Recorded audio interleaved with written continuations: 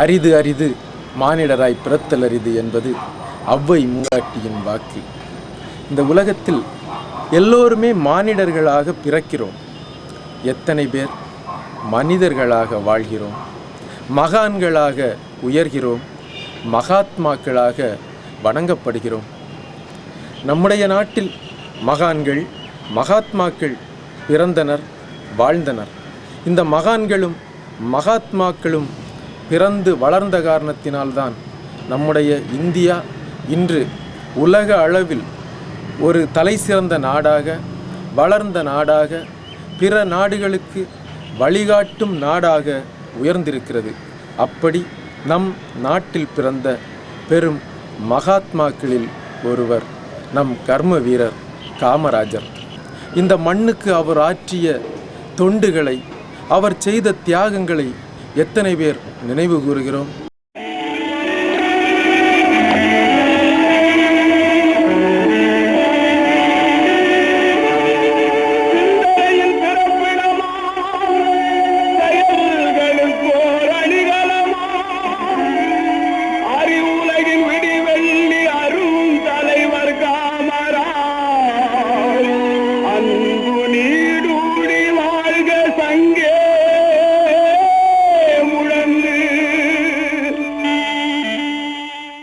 இந்திய தேசத்தின் கடைக்கோடியில் உள்ள குமரிமுனையை சொந்தம் கொண்டாடி இந்திய பெருங்கடலில் கால் பதித்து அரபிக்கடலில் வேர்களை ஊன்றி வங்காள விரிகுடாவில் கைகளை பற்றி கொண்டு கம்பீரமாக எழுந்து நிற்கிறது தமிழகம். கல்வியில், வேலைவாய்ப்பில், தொழில்துறையில், உள்கட்டமைப்பு வசதியில், நாகரிகத்தில் என்று அனைத்து துறைகளிலும் தமிழகத்தின் வளர்ச்சியை பார்த்து வெளிநாட்டு பெரு நிறுவனங்கள் கூட தமிழ்நாட்டை நோக்கி தொழில் தொடங்க வந்து கொண்டு இருக்கின்றன. 1947 ஆண்டு ஆகஸ்ட் 15ஆம் நாள் ஆங்கிலேய கொடி நம் நாட்டின் கொடிக்கம்பங்களில் இருந்து இறக்கப்பட்டு நம் இந்திய திருத்தாயின் பட்டொலி வீசி பறக்கும் மூவர்ண கொடி ஏற்றப்பட்டது. ஒரு சில சமஸ்தானங்களை தவிர இந்தியாவின் அனைத்து மாநிலங்களும் ஒரே நேரத்தில் சுதந்திர காற்றை சுவாசித்தன. இருந்தும் தமிழகம் மட்டும் எப்படி இத்தனை உயர்வு பெற்றது? காரணம், நம் மண்ணுக்கு காமராஜர் கிடைத்தார். கருப்பு காந்தி, படிக்காத மேதை, கர்ம வீரர், பச்சை தமிழன் என்றெல்லாம் அழைக்கப்பட்ட காமராஜர் யார்? பெருந்தலைவர் காமராஜர் அவர்கள் 1903ஆம் ஆண்டு ஜூலை 15ஆம் தேதி விருதப்பட்டி, அதாவது தற்போதைய விருதுநகர் மாவட்டத்தில் பிறந்தார். அவருடைய பாட்டி பார்வதி அம்மாள் அவர்கள் காமாட்சி அம்மனின் தீவிர பக்தை என்பதால் காமராஜர் அவர்களுக்கு காமாட்சி என்று அழைத்து வந்தார். காமராஜருடைய தாயார் சிவகாமி அம்மையார் அவர்கள் காமராஜரை ராஜா என்று அழைத்து வந்தார். பின்னர் பள்ளி செல்லக்கூடிய தருணத்தில் காமாட்சி என்ற பெயர் பெண் பெயராக இருப்பதால் பாட்டி செல்லமாக அழைத்த பெயரையும் எடுக்க முடியாமல், தன் தாயார் வைத்த ராஜா என்ற பெயரையும் எடுக்க முடியாததால் பாட்டி வைத்த பெயரான காமாட்சியை பாதி எழுத்தான காம என்ற வார்த்தையையும் அவருடைய அம்மா சிவகாமி அம்மையார் வைத்த ராஜா என்ற பெயரும் இணைத்து காமராஜா என்று பெயர் சூட்டினார்.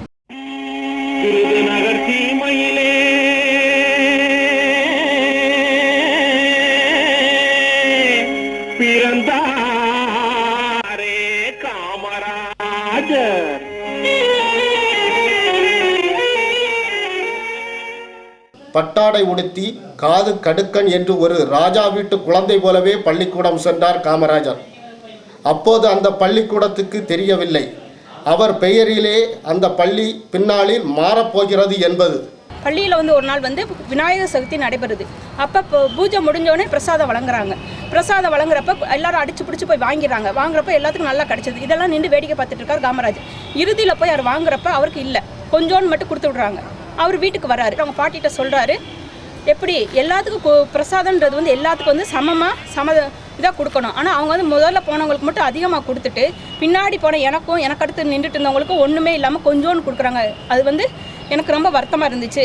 சமதர்மம்னா எல்லாத்துக்கும் பங்கு சமமாக இருக்கணும். இதுதான் அவர் ஆட்சி காலத்தில் எல்லா மக்களையும் என்ன செஞ்சால் சமமாக பார்த்தார்.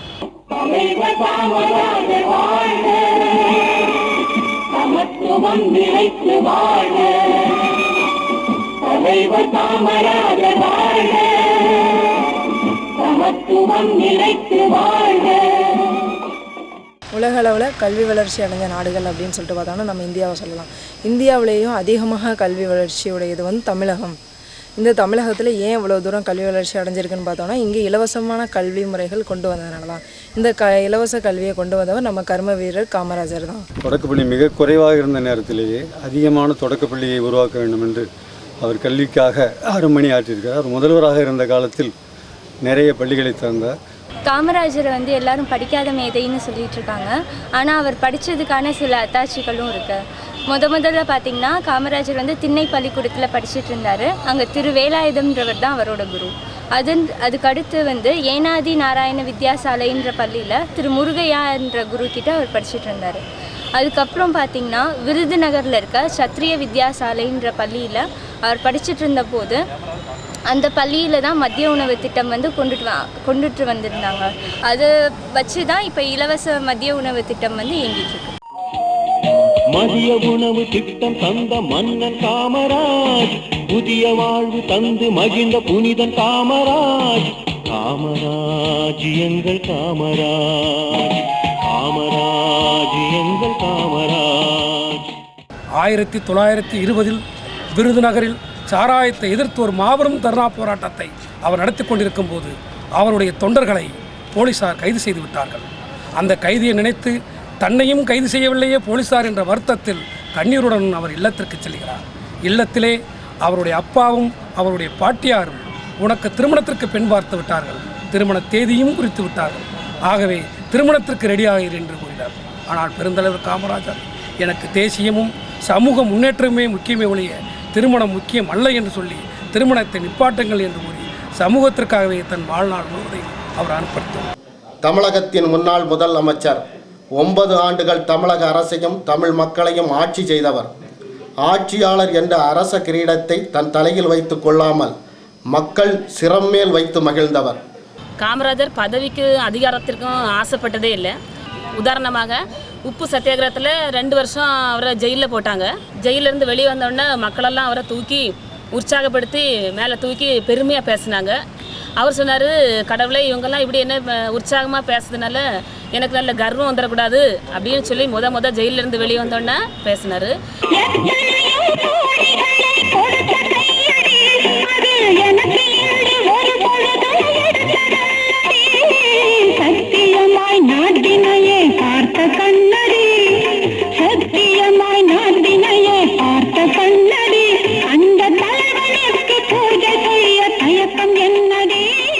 நெல்லடிக்கும் காலத்துக்குள் கால் செருப்போடு நிலைவதே பாவம் என்பது நமது வழக்கு. அப்படிப்பட்ட நமது அன்னை மண்ணில் அந்நிய பூட்ஸ் கால்கள் மிதிப்பதா? மிதிக்க வேண்டும் அவர்களை என்று போர் பரணி பாடி போருக்கு புறப்பட்ட காமராஜரை காந்தியடிகளின் அகிம்சை கட்டி இழுத்தது. கட்டுப்பட்டார். Kamaraj always supported the peaceful method of freedom fighting, the sense that he did not like the revolution way of removing the British from in India. So he was with Gandhiji throughout the policy of peaceful way of removal. That is what you call Satyagraha. 1919ஆம் ஆண்டு Rowlatt சட்டத்தை எதிர்த்து காந்திஜியின் அறைகூவல் அவருக்கு ஒரு பெரிய தாக்கத்தை ஏற்படுத்தியது. இதே மாதிரி வஉசி தனிக்கப்பல் விட்டது, பஞ்சாப் படுகொலை போன்றவையும் அவருக்கு ஒரு வித்திட்டன்னு சொல்லலாம். 1920 ஒத்துழையாமை இயக்கம் பெரிய தாக்கத்தை ஏற்படுத்தியது. இதே அவருக்கு அவரது அரசியல் அனுபவத்துக்கு வித்திட்டதுன்னு சொல்லலாம். அவர் 1931 வட்டமேஜை மாநாட்டில் மகாத்மா காந்திஜி பங்கேற்றார். 1 வருடம் சிறை தண்டனை அடைந்தார். அவர் வேலூர் சிறையில் அடைக்கப்பட்டார். 1937ஆம் ஆண்டில் சாத்தூரில் ஒரு எலெக்ஷன் நடந்தது. அந்த எலெக்ஷனில் அவர் மேலே ஒரு ஆசிட் ஊற்றினாங்க. பல கஷ்டங்கள், பல இன்னல்கள்.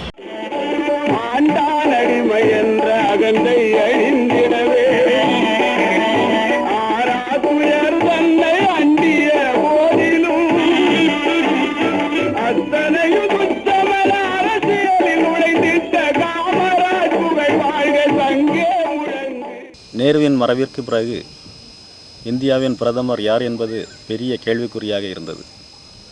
வடநாட்டு தலைவர்கள் எல்லாம் காமராஜரையே பிரதமராக இருக்குமாறு முன்மொழிந்தனர். ஆனால் காமராஜரோ அதை ஏற்க மறுத்துவிட்டார். அதனால் அவர் லால் பகதூர் சாஸ்திரியை பிரதமராக நியமித்தார். அவருடைய மறைவிற்கு பிறகு நேருவின் மகள் இந்திரா காந்தியை பிரதமராக நியமித்து கிங் மேக்கர் என்ற பட்டத்தை பெற்றார். Karmavir Kamaraj was a great man of personality. He committed his whole life for the poor, the simple and the downtrodden. Kamarajar எளிமையின் இலக்கணமாக திகழ்ந்து கொண்டு இருந்தார். அவர் இறக்கும் தருவாயில் கூட அவர் தனக்குண்டு தன் குடும்பத்திற்கு எந்த விதமான சொத்துகள் வைத்தது கிடையாது. காமராஜர் என்ற பெயர் இன்று அகில உலகையே திரும்பி பார்க்க செய்கிறது.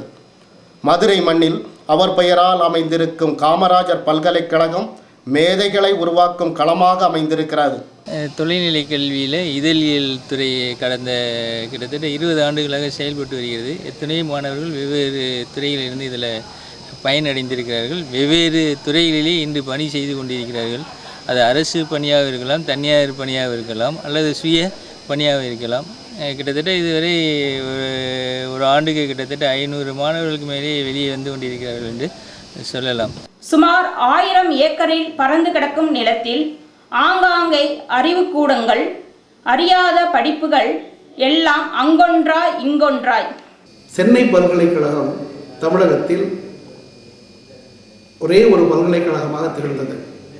அப்பொழுது 1966 இந்த பல்கலைக்கழகம் இரண்டாக பிரிக்கப்பட்டு மதுரை பல்கலைக்கழகம் என நிறுவப்பட்டது.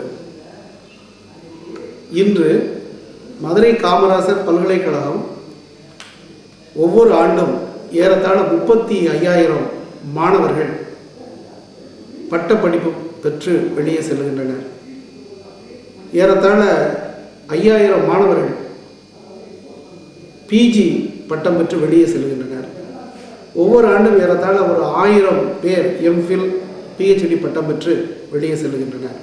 ஒரு சமூகம் எழுச்சி பெற வேண்டுமென்றால், ஒரு சமூகம் வளர்ச்சி பெற வேண்டுமென்றால், அந்த சமூகத்தில் இருக்கிற அனைவரும் கல்வி பெற வேண்டும் என்பதை ஆரம்பத்திலேயே கற்றுக் கொடுத்த அவர், இன்றைய நம் சமூகம் உலக அளவிலே, இந்திய அளவிலே நம்முடைய தமிழர்கள் எழுந்து நிற்கிறோம் என்றால் அதற்கு முக்கிய காரணம் கல்வி. அதை கற்றுக் கொடுத்தவர் காமராஜர். ஆகவே அவரை நாம் நிச்சயமாக நம் மனதில் கொள்வதோடு அவருடைய வழியிலே நடப்போம் என்று உறுதி கொள்வோம்.